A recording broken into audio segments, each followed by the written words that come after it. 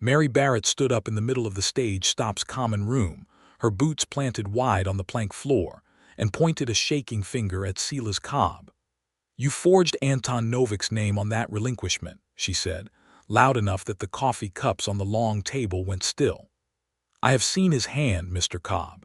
He signs his name with a hook on the final letter, same as his father taught him in the old country, and this paper has no hook at all.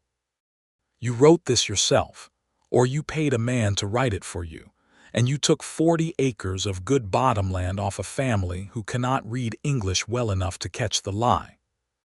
The room had gone silent enough to hear the rain drumming on the shake roof. It was the last week of May, 1878, and the sky over Willow Bend, Nebraska, had been weeping for 3 days straight, turning the wagon yard to soup and the Republican River, a half-mile south, into something wild and brown and swollen with snowmelt from up around the divide. Silas Cobb set down his cup with the unhurried calm of a man who owned the stage stop, held the postmaster's commission, and had never once in 11 years been contradicted in his own common room. He was a broad, silver-whiskered man who dressed like a senator even out here at the edge of the settled world, and he looked at Mary the way a man looks at a dog that has, for once, forgotten its manners. "Miss Barrett," he said, "you are overwrought. Your father's passing was hard on you, I know it was, and running that ferry alone has worn you thin. But you cannot come in here waving a torn ledger page and accusing me of thievery in front of the whole township. I am not overwrought. I am right." Mary's voice did not shake, though her hands did, just slightly, from anger and not from fear. She had crossed the ocean at 8 years old with her mother and father, watched her mother buried at sea off the coast of Newfoundland, and grown up in a sod house on the Nebraska plain, learning early that nobody handed an immigrant girl anything she did not fight for. She was not about to let Silas Cobb's silk vest and his easy laugh turn her into a fool in front of the county. A man near the back of the room, a stranger nobody had seen before that morning, had not touched his coffee at all. He was tall, dark-haired, wearing the canvas coat and mud-caked boots of a man who had ridden hard through weather, and he was looking not at Mary and not at Cobb, but at the paper in her hand. "May I see that?" he said. Every head turned. Cobb's smile flickered just for a moment like a lamp in a draft. "And you are?" Cobb asked. "Perry Bristol, surveyor for the Burlington and Missouri River line. I came in on the eastbound stage an hour ago to look at your river crossing for the new bridge." He crossed the room without waiting for permission, and Mary, startled, let him take the paper from her hand. He turned it toward the window light and studied it the way she imagined a doctor might study a wound. "This hook you mentioned," Perry said, not looking up, "the missing one at the end of the name. Anton always closes his letters with a little curl, like this." Mary took a pencil stub from her apron pocket and wrote the name on the back of an old freight bill, showing him. Perry nodded slowly. He had gone very still, the way a man goes still when he has stepped without warning on ground he thought he had left behind years ago. "I have seen this hand before," he said quietly. "Not this signature, this forgery. The way the pen lifts here, before the last stroke, like the man copying it was thinking too hard about getting it right and forgot to make it careless the way real signatures are careless." He looked up, and for the first time his eyes found Cobb's. "Whoever wrote this was taught by a forger named Jack Devine. I would know his students anywhere. I used to be one of them." The silence that followed was a different silence than before, heavier, and Cobb's face had gone the color of old tallow. "That is a serious thing to say in a public room, Mr. Bristol," Cobb said at last, recovering some of his smoothness. "A man ought to be careful with accusations he cannot prove." "I did not accuse you of anything, Mr. Cobb," Perry said. "I only said I know the hand. Miss Barrett is the one doing the accusing, and from where I am standing, she has better cause than most." Cobb's gaze slid to Mary, cold now beneath the silver whiskers. All the paternal indulgence burned away. "This meeting is concluded," he said. "Miss Barrett, I would advise you to mind the tone you take with men who have built this township with their own hands. Go home. Run your ferry. Leave the county's land business to men who understand it. Mary opened her mouth to answer, but her brother Tommy appeared in the doorway just then, rain-soaked and out of breath, calling that a freight wagon had come up to the landing, and the teamster was hollering for a crossing before the river rose any higher. There was no time left to argue with Sela's cob. There was a river to run, and it would not wait on anyone's pride. She snatched her shawl from the peg and went out into the rain without a backward glance, though she felt Perry Bristol's eyes on her the whole way to the door, and something in her chest, some old and tired thing, felt for the first time in a long while like it was not carrying its weight entirely alone. The Republican River at Willow Bend was not a wide river as rivers went, perhaps 120 yards bank to bank in ordinary weather, but 3 days of hard spring rain on top of a late thaw upriver had turned it into something else entirely. Brown water churned and boiled along both banks, carrying branches, and once, that very morning, a drowned calf that had gone by so fast Mary had not even had time to feel sorry for it. A guide cable, thick as a man's wrist, stretched from a stout cottonwood on the near bank to an iron post driven deep on the far side, and the ferry itself, a flat raft of hewn logs some 20 feet long, rode a pulley on that cable, held and worked by a long ash pole that Mary's father had shaped with his own hands the year he built the crossing.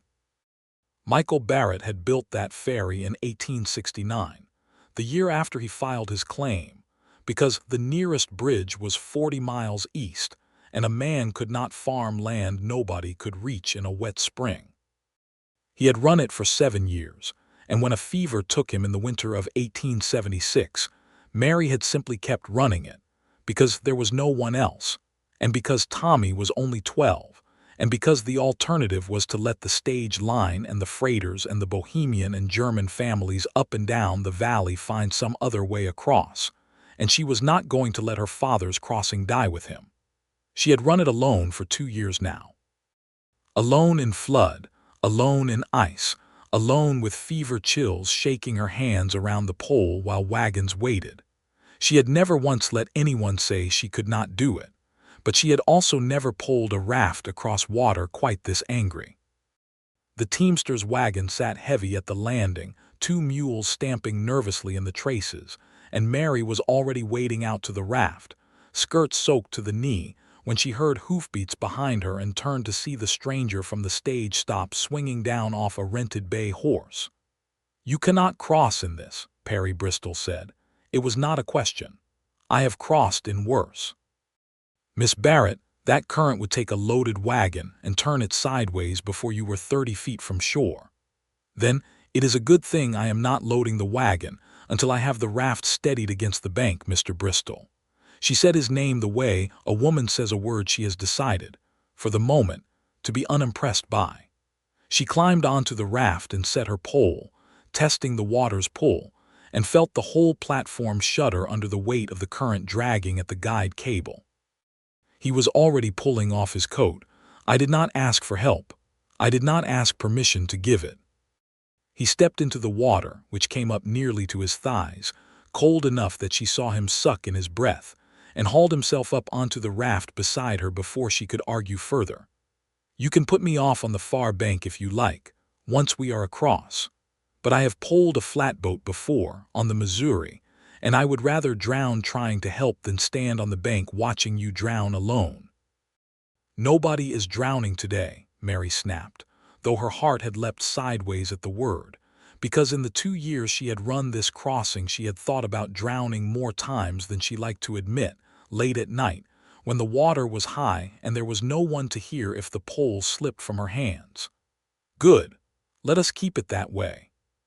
He took up the second pole, the spare one lashed along the raft's edge for exactly this purpose, though she had never in 2 years had anyone to hand it to, and set it against the river bottom on the downstream side. "Tell me when to push and when to hold." She wanted badly to tell him to get off her raft. She was Michael Barrett's daughter, and she had done this alone through 2 winters and every spring flood since, and she did not need a railroad man with soft city hands appearing out of the rain to decide she could not manage her own crossing. But the water was rising even as she stood there, and the teamster was hollering that his mules would not hold much longer, and something about the set of Perry Bristol's jaw told her he was not going to be argued off the raft short of a physical shove into the river, which she did not, at this particular moment, have the strength to spare. "Push when I say push," she said. "Hold when I say hold. And if you go in the water, do not expect me to come in after you, because I have a brother waiting at home and I am not leaving him an orphan for a stranger's foolishness." "Understood," he said, and something in his voice, under the strain of holding the pole against the current, sounded almost like he was smiling. They worked the raft across together, and it was, Mary had to admit though she would not say it aloud, easier with two poles than one. The current tried 3 times to swing the raft broadside, which would have rolled it and dumped them both into water that would carry a body a mile downstream before it let go, and 3 times Perry's pole met hers in exactly the right rhythm to straighten the platform out again. He did not need to be told twice about anything.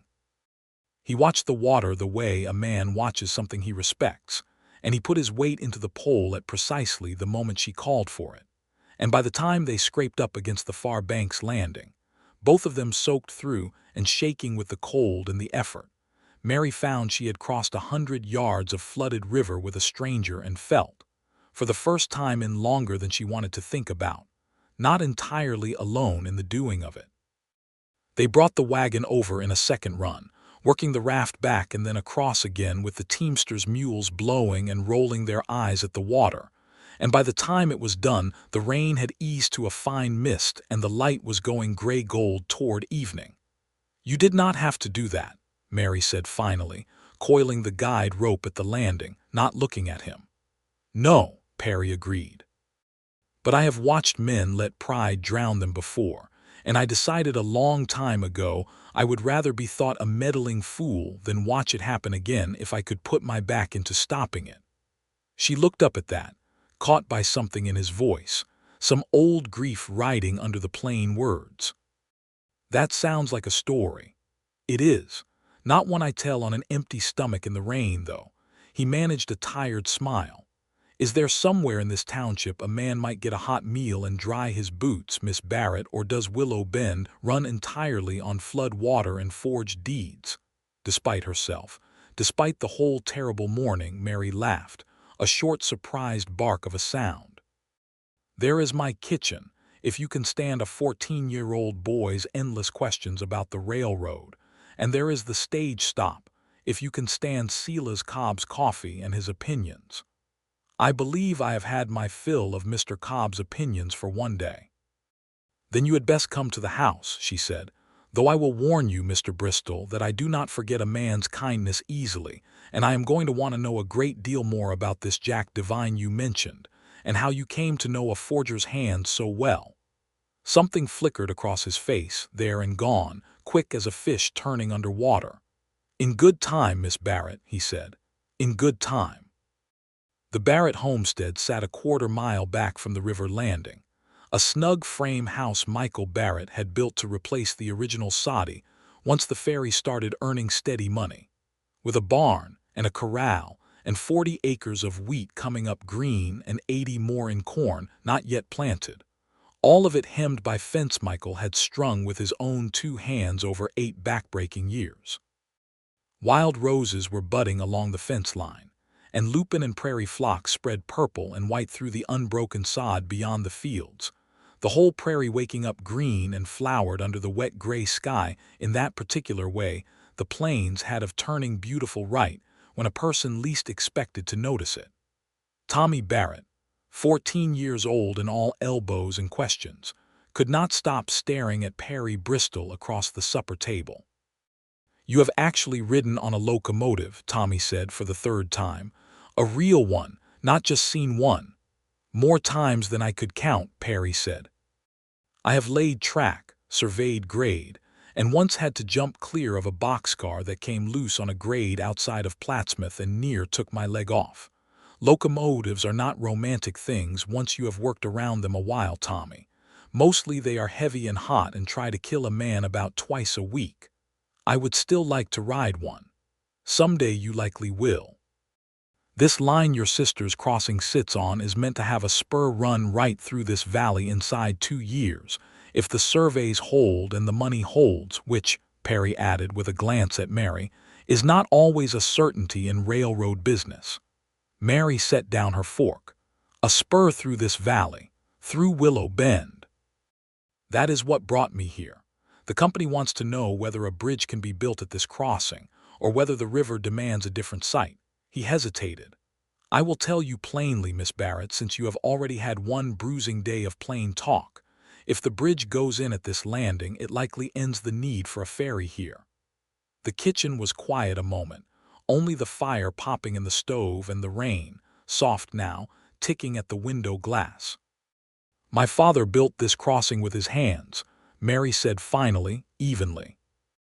I have run it 2 years alone since he died, through flood and ice, so that this valley would have a way over the river that did not depend on any man's charity or any company's schedule. If a bridge comes, I expect I will lose my living.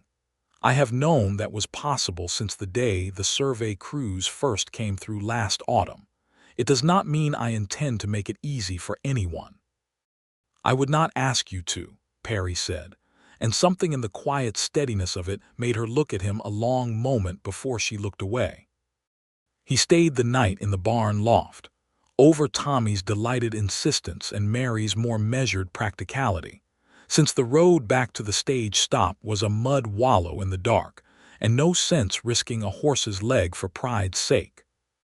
In the morning he was gone before full light, off to walk the riverbank with his transit and his chain, and Mary told herself firmly that she was glad of it, that she had a crossing to run and a brother to feed and a fraud to prove, and no time at all to spend wondering about a railroad man's gray eyes or the careful, patient way he had held a pole steady against a flooding river for a woman who had not asked him to. She told herself that for 3 days, and she almost believed it.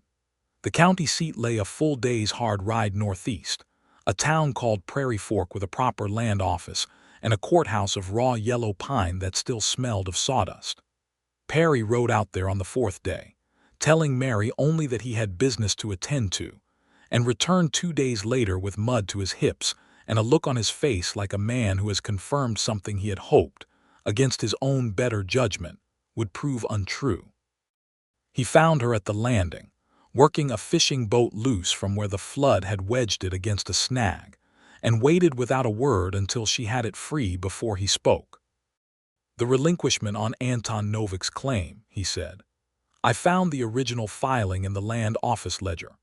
The signature matches the one on your torn page exactly, hook and all missing, and there is a second relinquishment filed the same week, on a claim belonging to a family named Petrovic, 40 acres east of here, same forger's hand.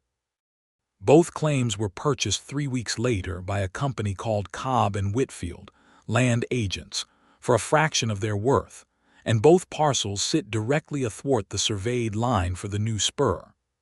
Mary felt something cold and clear settle into place in her chest, the particular satisfaction of being right about something terrible. He is stealing land the railroad will need, and selling it back to them at a profit once the route is set. That is my read of it too. Perry crouched, running his thumb along the boat's gunwale where the wood had split. There is more. The clerk at the land office remembered a man asking pointed questions about the survey route back in March, before the crews had even finished the preliminary line. Heavyset, dark beard, rode a gray gelding with a Kansas brand. Asked which claims lay along the likeliest crossing points. You know this man. Perry did not answer right away. When he did, his voice had gone low and careful, like a man setting down something that might break. I believe I do. I told you at the stage stop, I recognized the forger's hand as belonging to a man named Jack Devine. If he has been through Prairie Fork asking about survey routes, then he is not simply teaching Cobb's man to forge signatures from a distance. He is here, or coming here. He looked up at her. Mary, before this goes further, there are things about my own history I ought to tell you, so you do not learn them from someone else and think I meant to deceive you." It was the first time he had used her given name, and it landed somewhere under her ribs with more weight than she expected from 4 plain syllables. "Then tell me," she said. "I would rather have the truth from you than a rumor from Cobb." He sat down on the overturned boat, elbows on his knees, and looked out at the river running high and brown between its banks. "I grew up in Missouri, on a farm my father worked for 20 years. When I was 17, a banker in our county forged a renewal on my father's mortgage note, claimed he had never signed the extension he had in fact signed clear as day, and put us off the land inside a season. My father never recovered from it. Died 2 years later, still trying to buy back 40 acres that had been rightfully his. I was angry enough and young enough and fool enough that when a man named Jack Devine found me drinking away my grief in a Kansas railhead town and told me there was a way to take back from men like that banker what men like that banker had taken from families like mine, I listened. What did you do? It was not quite a question. Mary's voice had gone very still. Land fraud, mostly, the first 2 years. Forged relinquishments, false witness on claims. The same trade Devine is running through Cobb now, except we told ourselves we were only stealing from men who had already stolen. Then there was a stage robbery outside of Ellsworth, a payroll shipment, and a guard was hurt bad enough that I understood, all at once, exactly what kind of man I had let myself become. I left that same week. Took nothing from the robbery, though Devine has never believed that and never will. Went north, changed nothing about my name because I was too proud to hide behind a lie on top of everything else, and taught myself surveying from a borrowed book and an engineer willing to be patient with a man who clearly had something to outrun. I have worked honest for 6 years now, Mary. But Jack Devine does not forget a partner who walked away with his conscience still working, and if he is in this valley, I expect it is because he has found out where I landed and he means to make use of it. Mary was quiet a long moment, the river sliding past them, brown and endless. "You could have told me none of this," she said at last. "I would likely never have found it out on my own. I could have. I did not want to build whatever this is."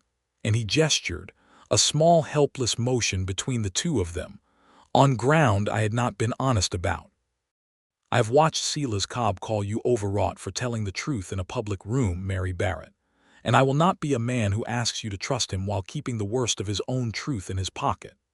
She studied him, this careful, plain-spoken man who had jumped onto a flooding raft without being asked, and confessed his worst sins without being pressed, and felt something in her that had been guarded very tightly for a very long time ease just slightly, like a fist unclenching one finger at a time. "I am a law-minded woman, Perry Bristol," she said. "I believe wrongs ought to be answered in a courtroom, not settled quietly and left to rot underground. If Jack Devine comes for you meaning to drag you back into his schemes, I will not stand by while you handle it your way instead of the right way, whatever that costs either of us. I would not ask you to stand by for anything, Mary. That is rather the point I am making."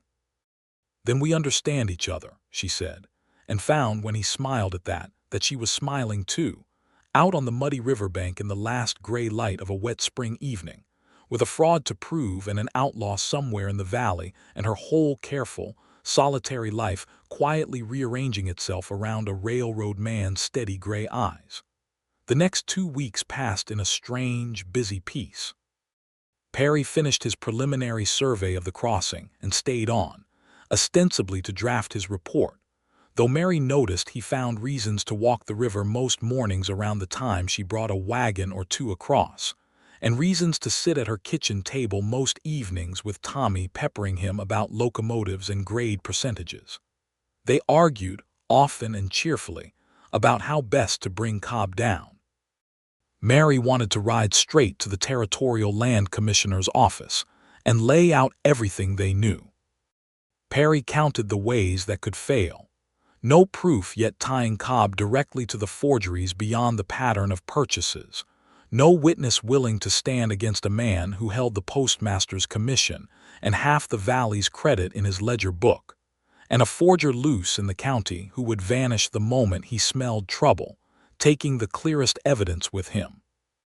You are entirely too willing to let a guilty man keep breathing free air while you gather your tidy little proofs, Mary told him one evening, only half teasing, as they sat on the porch step watching Tommy chase fireflies that had no business appearing this early but had come out anyway with the warm rain. And you are entirely too willing to charge a fortified position with nothing but righteousness for a weapon, Perry answered. Righteousness is a fine thing, Mary, but it has never once stopped a bullet or a bribed judge. I would rather see Cobb ruined thoroughly and permanently than see you humiliated a second time in that common room because we moved too soon. You railroad men, always wanting one more survey before you will commit to laying track. You ferry women, always wanting to pole straight into the current instead of reading it first. I read that current a great deal better than you did the first time we met, Mr. Bristol, if you will recall. I recall you nearly capsizing us both out of pure stubbornness. I recall you jumping onto my raft uninvited. I recall, he said more quietly, that I have not regretted it once. Mary looked over at him in the fading light, at the small crooked smile he wore when he had gotten the better of an argument and knew it, and felt the last of her guardedness slip another notch. Nor I, she admitted, though I will deny saying so if you repeat it to Tommy. They rode together, the following week, to a settlement 2 days southwest called Larkspur Crossing, where a Bohemian family named Kovac had lost a hay meadow to the same pattern of forged relinquishment and quick resale, and where Mary's fluent, careful patience with the family's broken English and her own memories of arriving in a new country, unable to read the papers put in front of her, drew out a fuller account than any lawman might have managed. They camped one night along the trail, Tommy having come along for propriety and for the adventure of it, and Perry taught the boy to read a compass by starlight, while Mary sat close by the fire mending a torn hem and listening to the two of them, something warm and unfamiliar settling in her chest at the sound of Perry's patient voice explaining declination to a boy who idolized him. You are good with him, she said, once Tommy had rolled into his blankets and gone still. He is easy to be good with. Curious and kind under all the questions. You have raised him well alone, which I do not say lightly. I have not always managed alone as well as I let people believe. No one manages entirely alone, Mary. I think that is rather the lie we tell ourselves when we are afraid of what it costs to need someone. She looked at him across the low fire, the flames throwing gold light across the plain, honest lines of his face, and felt the truth of it land somewhere deep and old inside her. Some ache she had carried since her father's coffin went into the ground and left her, at 24, the only grown person standing between her brother and an unforgiving world. I have run that ferry alone for 2 years, she said, and told myself every single time the water rose that I did not need anyone's hand on the other pole. I am not certain I believe that anymore. I'm glad to hear it, Perry said softly, because I do not intend to stop offering mine. Neither of them said anything more that night, but when Mary lay down in her blankets she found herself smiling at the stars, and she slept better than she had in longer than she could easily remember. The evidence from Larkspur Crossing, laid alongside the Prairie Fork Land Office records and the Novick and Petrovic relinquishments, built a case even a cautious pragmatist like Perry admitted was growing solid. But solid evidence, they both knew, was not yet proof laid before a judge, and a case built quietly in farmhouses and land offices was still a case Silas Cobb did not yet know existed.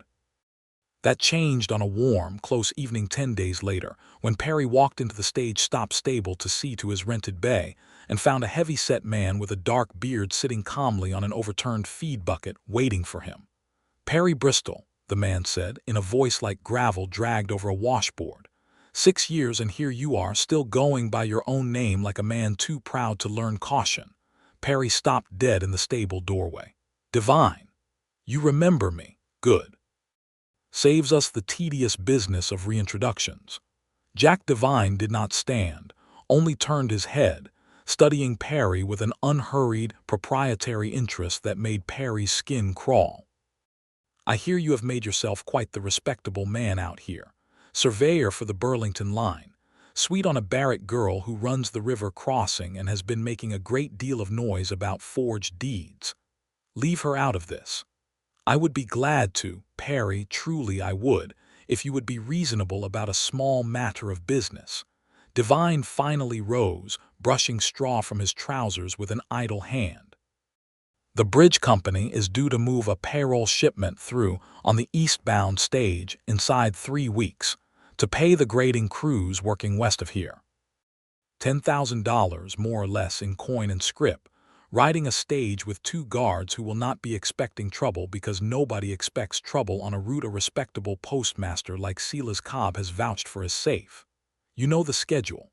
You know the guard rotation because you drew up the survey timetable the schedule is built around. I need that information, Perry, and I need you to make certain the guard detail is thin on the night we need it thin. One job. The last one. Then I ride out of this territory forever, and you never hear Jack Devine's name again. And if I refuse, then I ride into Willow Bend tomorrow morning and tell every soul in that stage stop common room, starting with your Miss Barrett, exactly what kind of man taught you to hold a pen when you forge a name, and exactly how you spent the 2 years before you found your religion out here on the honest plains. I expect the railroad would take a dim view of a surveyor with a stage robbery in his history, even one who walked away from it. I expect Miss Barrett, being so very law-minded as I hear she is, might take an even dimmer view. Perry stood very still, old fear and old shame rising in him like floodwater, and thought of Mary standing in that common room, chin high, telling the truth to a room that did not want to hear it, and he understood with sudden clarity that the man standing in front of him had badly misjudged what kind of woman she was. She already knows, Perry said. I told her myself weeks ago.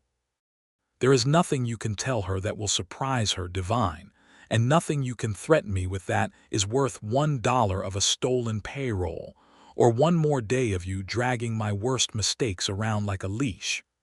Something ugly moved across Devine's face.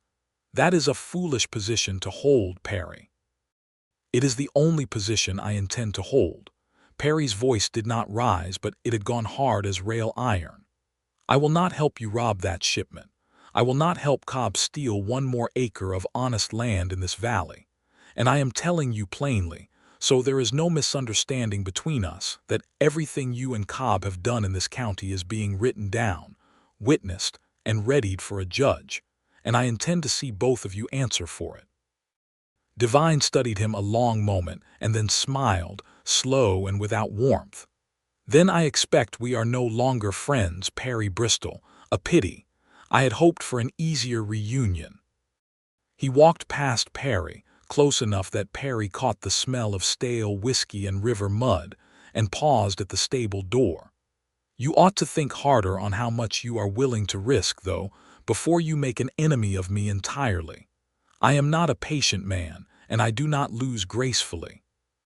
He was gone into the dusk before Perry could answer, and Perry stood alone in the stable a long while, his hands not quite steady, before he saddled the bay and rode hard through the dark for the Barrett homestead, because whatever else was true, he was not going to let Mary hear about this confrontation from anyone but him.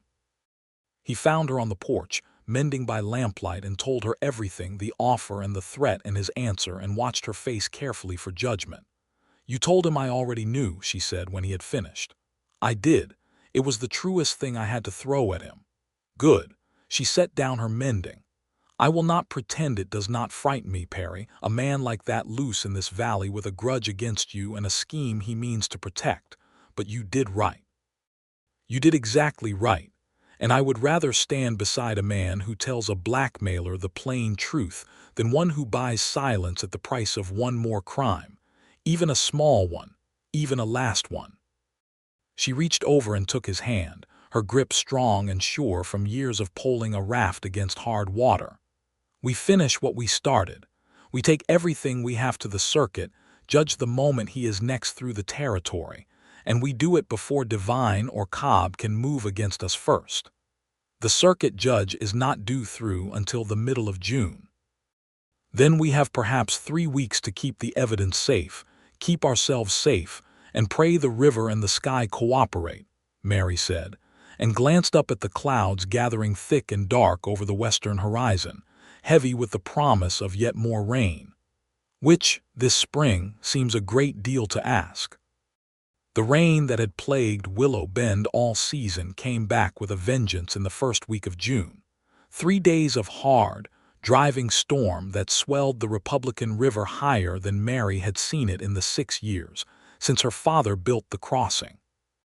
The bluff on the near side of the landing, a steep shoulder of less soil and cottonwood roots that had always held firm, had been saturated past bearing by the relentless wet, though nobody in the valley thought much of it until the afternoon Tommy Barrett and 4 other children, sheltering from a sudden downpour under the bluff's overhang on their way home from the Larkspur Crossing schoolhouse, felt the ground begin to move beneath them. Mary was at the landing bringing a farm wagon across when she heard it, a deep grinding roar like the earth itself groaning, and turned to see a great slumping section of the bluff, 40 feet of wet soil and root and stone, sheet away from the hillside and come down in a slow, terrible cascade across the trail below, burying the narrow path the children had been sheltering beside and trapping them on a shrinking shelf of ground between the new slide and the rising river, with more of the saturated bluff visibly cracking and threatening to follow. She heard Tommy's voice, thin with terror, calling her name from somewhere she could not see past the raw wound of fallen earth, and every careful, law-minded patient thought in her head burned away in an instant, leaving only the animal need to reach her brother. Tommy! She was off the raft and running before she had finished tying the tie line, scrambling up the loose margin of the slide, feeling the ground shift treacherously under her boots. "Mary, wait." Perry's voice from up the trail where he had been walking his survey chain, and then he was beside her, catching her arm before she could fling herself onto ground that could carry her down into the flood the same way it had carried the bluff. "You cannot climb that face. It is still moving, look." Even as he said it, a fresh runnel of mud slewed away below them, and from beyond the slide, faint and terrified, they heard the children calling. Perry's mind, trained by 6 years of railroad grading work, of watching cuts and fills for exactly this kind of failure, was already working the problem the way he would work a survey. The ground is saturated clear through. It will keep coming down in sections as long as it is wet, which means we cannot go over it and we cannot go under it without risking bringing the rest down on top of them. We need to go around from above and get a line down to them. "The guide cable," Mary said suddenly. "My father's ferry cable. It is 100 feet of good iron wire rope on the spare spool in the barn, in case the working cable ever failed. It is strong enough to hold a laden raft against full flood current. That will do it. Can you ride for it faster than I can? I know that barn blind in the dark. Go up and find the safest line down to them. I will bring the cable and whatever else you need." She was already moving, sliding back down the loose margin toward her horse, calling over her shoulder. "There is a block and tackle too, from when Father used to haul logs. Bring your railroad ropes if you have them, and anything else that will hold weight." She rode for the barn like the devil himself was behind her, flung the spare cable spool and the old log tackle into a hand cart with strength she did not know she had, and was back at the slide inside 20 minutes, soaked to the skin from a rain that had never once let up, to find Perry had already worked his way along the bluff's higher shoulder to a point above where the children were trapped, testing the ground with a fence post at every step. "There is a ledge of harder clay here that has not moved," he called down to her. "I can anchor from that cottonwood." He pointed to a thick old tree, roots deep enough to have survived the slide untouched. We rig the cable around the trunk, run it down to them, and bring them up one at a time in a loop, same as hauling a man out of a well. Can your cable take a doubled strain? It held a loaded hay wagon crossing in full flood 2 years running. It will hold a child. Then throw me the end. What followed was the hardest, most careful hour of Mary Barrett's life. Perry worked the cable and tackle with the sure, patient competence of a man who had rigged 100 loads on railroad grades, and never once lost his nerve to a slope, calling instructions down to the children in a calm, steady voice that carried over the rain, and kept their panic from turning to the kind of thrashing struggle that could break a hold or bring down more of the bluff. Mary, anchored below at a safer angle, guided each child as they were lowered and swung clear of the unstable ground, catching them, steadying them, murmuring reassurance in the mix of English and the fragments of her mother's Irish that came to her most naturally under strain. Tommy went last, insisting the smaller children go first despite his own fear, and Mary's heart did not properly start beating again until she felt her brother's arms close around her neck and his whole thin frame shaking with relief against her. They had all 5 children clear, and Perry was working his own way down along the safe clay ledge, when a second, larger section of the bluff let go behind him with a roar like cannon fire, a great slab of earth and cottonwood roots sliding into the space where the children had sheltered only minutes before, close enough that the spray of mud and stone reached them where they huddled on the trail below. Perry! Mary's scream tore out of her before she had thought about it at all.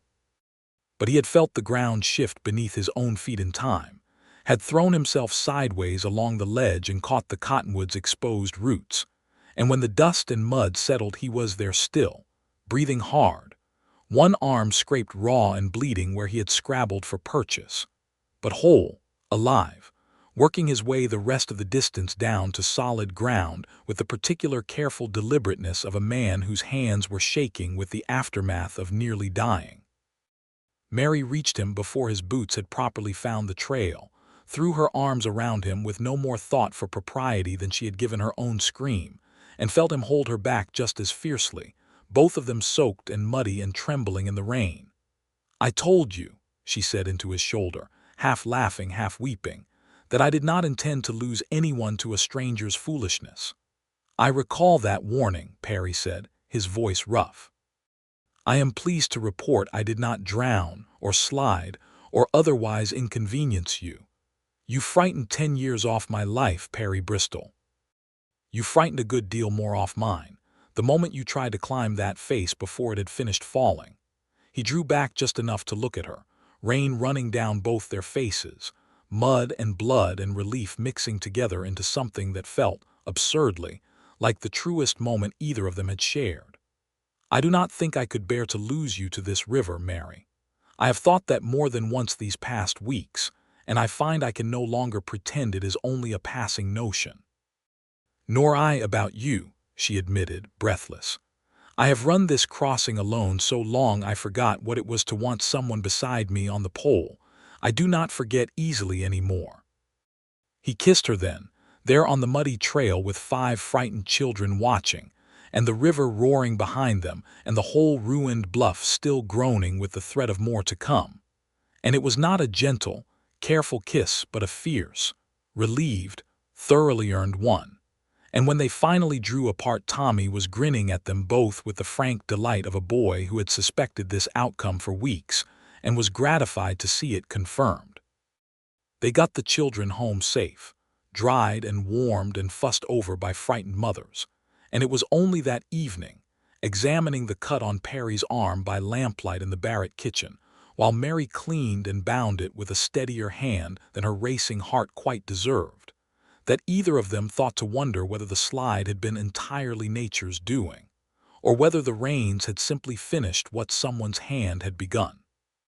They found their answer 2 days later, when Perry rode out to examine the ferry's working cable for where ahead of the next high crossing, and discovered that the iron wire, sound and true for 6 years under his careful inspection, had been partially sawn through at the anchor post on the near bank, cut deep enough to fail under strain within a week, left rough and recent enough that no flood or rust could account for it. Someone meant for the cable to part under a loaded crossing, Perry said grimly, showing Mary the clean-cut marks beneath the fraying. Meant for it to happen quietly, out on the water where it would look like an accident, an old rope finally giving way to hard use. Cobb, Mary said, or Devine working for him. Both likely. Cobb wants you gone from this crossing before the bridge survey is finalized and frightened enough or grieving enough that you stop asking questions about forged deeds. Devine wants me frightened enough that I reconsider his offer. Perry's jaw tightened. It very nearly killed 5 children instead, because the bluff let go before anyone crossed on that cable, and God alone knows whether the slide and the sabotage are connected or simply a wretched coincidence of bad weather and worse men. It does not matter which, Mary said, cold fury settling over her fear. It only matters that we finish this now, before either of them tries something crueler and better aimed. Word had already begun to travel through the valley, in the way news travels fastest through small, hard-worked communities, of the rescue at the bluff, of the railroad surveyor and the ferry woman who had rigged a cable and pulled 5 children off a collapsing hillside with their own hands, and no help from Silas Cobb or anyone else in authority. It was, Mary realized with some grim satisfaction, exactly the kind of story that made people start asking why the same woman's accusations against a respected town leader had been so quickly dismissed a month before.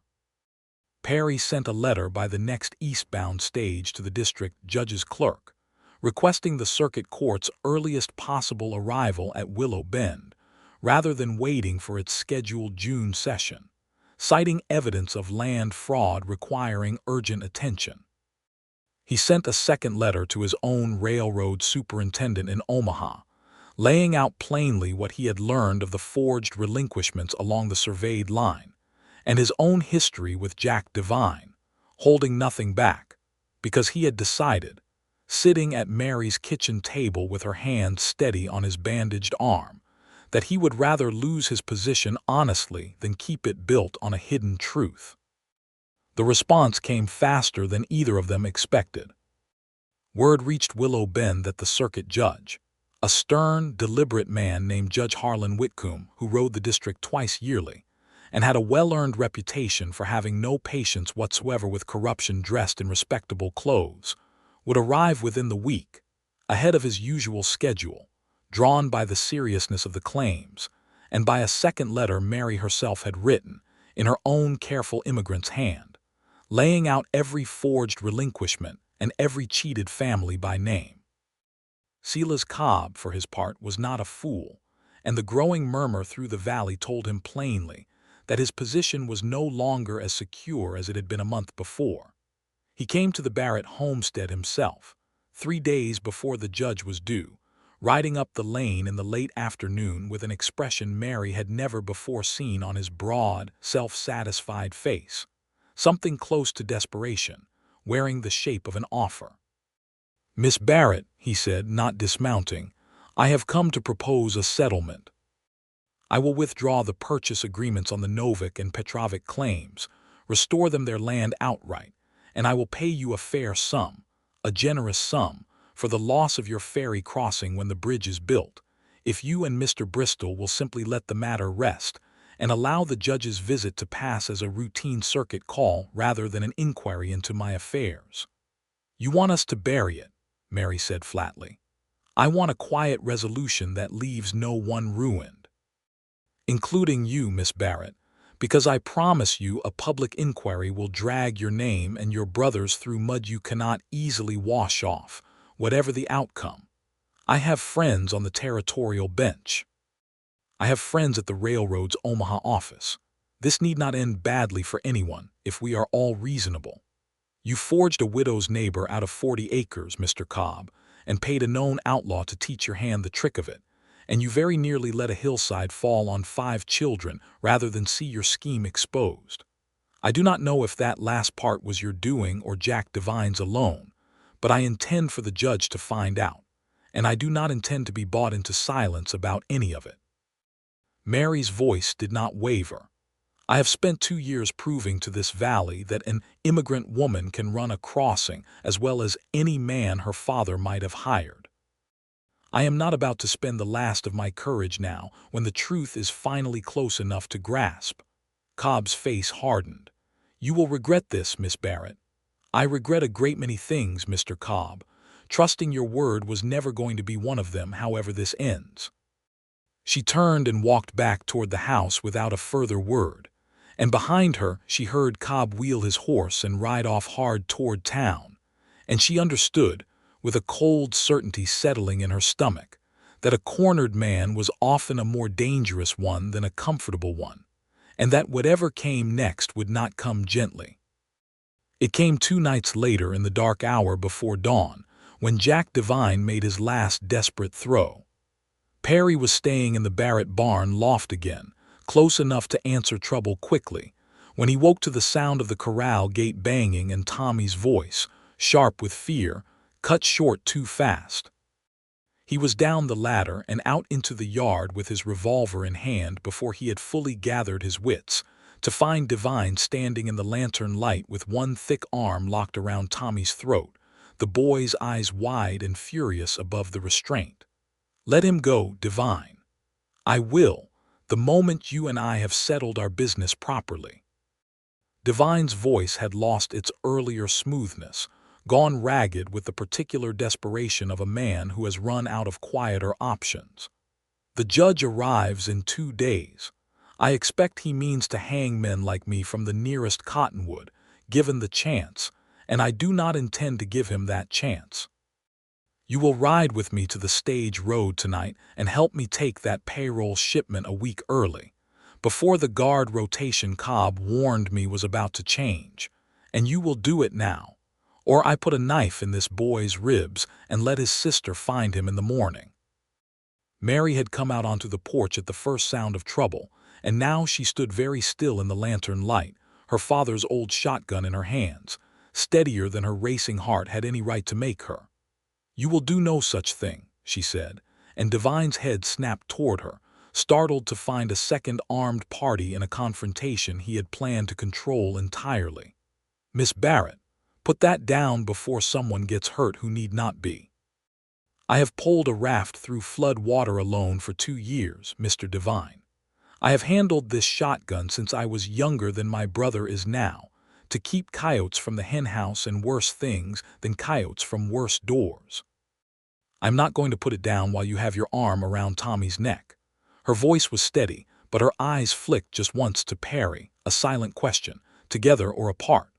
"Let the boy go, Devine," Perry said again, taking a slow step forward, keeping Devine's attention divided. "This ends tonight one way or another.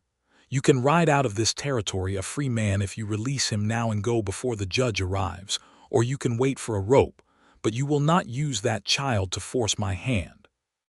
I told you already I am done with you." "You are done when I say you are done," Devine snarled and shifted his grip on Tommy, and in that half-second of shifted weight, Tommy, who had spent 2 weeks watching Perry teach him knots and compass bearings, and had learned a good deal more about steady nerve than anyone had quite given him credit for, drove his elbow back hard into Devine's ribs and twisted free, dropping flat to the ground the instant he was loose. Perry moved in the same heartbeat, closing the distance and driving his shoulder into Devine before the man could recover his balance or his grip on the pistol at his belt, and the two of them went down together in the mud of the yard, grappling hard. Mary held her aim, unable to fire without risking Perry in the tangle, heart in her throat, until Perry got a solid hand on Devine's wrist and forced the pistol wide, and Tommy, scrambling up, snatched a coil of rope from the porch rail and flung it to his sister. "Mary, the rope." Between them, once Perry had Devine pinned face down with a knee in his back, they bound the outlaw's wrists as securely as Mary had ever lashed a wagon load for a river crossing. And it was done, all of it, inside 2 frantic, breathless minutes that left all 3 of them shaking in the lantern light while Devine cursed and struggled uselessly against his bonds. "You are both entirely too calm about being nearly murdered before breakfast," Perry said finally, sitting back on his heels, breathing hard blood from a split lip mixing with the mud on his face. "You are entirely too willing to throw yourself at armed men without a plan, Mr. Bristol," Mary shot back, though her voice cracked with the last of her fear turning to relief, and she was across the yard and in his arms before either of them had quite decided to move, holding on hard while Tommy, grinning fiercely despite the tremble still in his hands, kept the shotgun trained on Devine with a steadiness that would have made his father proud. They held Devine in the Barrett smokehouse until first light, took turns keeping watch, and rode him into Willow Bend at dawn to hand him over to the county sheriff, who arrived from the seat that same morning, summoned by advance word of the coming judge. Silas Cobb, informed within the hour that his hired forger sat bound in the town jail, and had already, in his fear and fury at being abandoned to face justice alone, begun talking freely about every land deal Cobb had ever asked him to grease with a forged signature, did not wait for the circuit judge's arrival before he attempted to flee the territory himself, only to be caught by the sheriff's deputy on the Prairie Fork Road with a bag of gold coin and a stack of blank relinquishment forms in his saddlebags, evidence enough on its own to end any question of his innocence. Judge Harlan Whitcomb arrived in Willow Bend 2 days later to find the matter very nearly settled for him, though he conducted a full and careful hearing regardless, in the same stage-stop common room where Mary had first stood and made her accusation a month before. This time the room was packed to the walls. Every immigrant family in the valley who had lost land or livestock to Cobb's schemes crowded in to hear the judge read the evidence into the record. The Novick relinquishment, the Petrovic relinquishment, the Larkspur Crossing testimony, the Prairie Fork Land Office ledgers, Devine's own confession, and finally Mary Barrett's careful written account of everything she had seen and proven, read aloud in full by the judge himself, who paused once to remark that he had rarely seen a case built with such patient, thorough care by anyone, let alone by a young woman running a river crossing alone in her spare hours from actual farming. Silas Cobb was bound over for trial on charges of land fraud and forgery, his properties and his postmaster's commission both forfeit, and Jack Devine was held for the stage robbery charges still outstanding against him in Kansas, as well as the fresh Nebraska charges of assault and attempted robbery, with every prospect of a long term behind bars for both men. The Novick and Petrovic families had their land restored by the judge's order, their relinquishments declared void, and half a dozen other families besides came forward, once the ice was broken to reclaim what had been quietly stolen from them over the preceding 2 years. Mary Barrett walked out of that common room, a month to the day after she had first stood up in it and been called overwrought and foolish, to find the whole valley's opinion of her turned entirely around, farmers and freighters and stage passengers alike stopping to shake her hand or simply nod at her with a new and genuine respect. And she found, standing there in the warm June sunlight with the wildflowers blooming thick and bright along every fence line, that she did not much care about the vindication for its own sake. She cared that Anton Novick had his land back. She cared that Tommy was safe and unharmed. She cared, most of all, about the tall, steady man standing a little apart from the crowd, watching her with an expression of such plain, open pride and tenderness that it made her chest ache in the best way she had ever known. There remained, however, one piece of business neither of them had yet spoken aloud, and it came to a head 3 weeks later, when a letter arrived from the Burlington and Missouri's Omaha office, carried up from the stage on a hot, still July afternoon thick with the smell of ripening wheat. Perry read it standing in the Barrett dooryard, and his face, as he read, told Mary before he said a word that the letter carried weight enough to change something between them. "They are offering me a position as chief engineer on the new Western Extension," he said finally. "Based in Omaha, with responsibility for the survey and construction of nearly 200 miles of new line. It is a considerable advancement. More pay than I have made in 6 years, and work that would matter, real work, laying honest track instead of chasing after other men's frauds. He looked up at her. It also requires finalizing this valley's bridge survey before I go, which means recommending a crossing site to the company within the month. Mary felt something cold settle in her stomach, though she kept her voice level. And the site you would recommend is this one. Willow Bend is the shortest, cheapest, most defensible crossing point on this stretch of river, exactly as I told you the first week I arrived. A bridge here would end your ferry within the year, once construction was complete. He set the letter down on the porch rail, very carefully, as if it might shatter. I have spent 3 weeks trying to find another honest answer to give the company, Mary, and there is not one. Any other crossing site would cost twice as much and serve the line worse. If I recommend Willow Bend, as an honest engineer must, I take your father's crossing from you with my own hand, the same hand that helped you pole that raft the first day we met.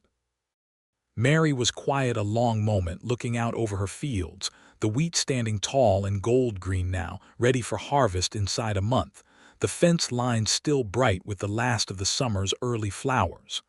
I always knew this might come, she said finally. My father knew it too when the first survey crews came through last autumn. A country grows, Perry, bridges get built. I have made my peace, more or less, with the idea that the crossing might not outlast me, even if I hoped I would have more years of it first. I do not want to be the man who takes it from you, Perry said, low and rough. I have thought of little else these past 3 weeks. I could recommend against Willow Bend, cite some engineering objection thin enough to see through, and buy you a few more years before some other engineer, with none of my reasons to care, makes the same recommendation I am bound to make honestly. It would be a lie, Mary, the kind of small, comfortable lie men tell themselves are kindnesses, and I promised you once I would not build anything between us on ground I had not been honest about. Then do not lie, Mary said. Recommend the crossing you believe is right. There is another way, Perry said slowly, an idea visibly taking shape behind his eyes even as he spoke it aloud. The careful, patient working of a man who solved problems for a living. The company will need a toll bridge tender once the structure is built, someone to collect passage fees, maintain the approach roads, keep watch on the ice each winter for the first hard seasons before the span is fully proven. It is skilled work, and it pays a steady wage, and there is no reason in the world that person could not be Michael Barrett's daughter, running the crossing her father founded in a new form instead of an old one, with her name on the company's ledger instead of quietly erased from the valley's history the moment the ferry stops running.